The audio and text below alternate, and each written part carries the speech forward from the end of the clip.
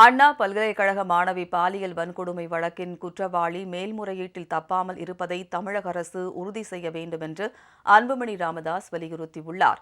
இது தொடர்பாக அவர் வெளியிட்டுள்ள எக்ஸ் தள பதிவில், சென்னை அண்ணா பல்கலைக்கழக மாணவி பாலியல் வன்கொடுமை செய்யப்பட்ட வழக்கில் குற்றவாளி என அறிவிக்கப்பட்ட ஞானசேகரனுக்கு 30 ஆண்டுகள் சிறை தண்டனை விதித்து அளிக்கப்பட்டுள்ள தீர்ப்பை வரவேற்றுள்ளார்.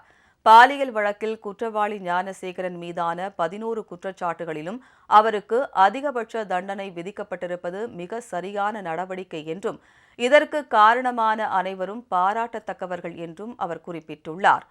விசாரணை நீதிமன்றத்தின் தீர்ப்பை எதிர்த்து குற்றவாளி தரப்பில் மேல்முறையீடு செய்யப்படும் போது அங்கும் திறமையான வழக்கறிஞர்களை வைத்து குற்றவாளி தப்பிவிடாமல் தடுப்பதை அரசு உறுதி செய்ய வேண்டும்.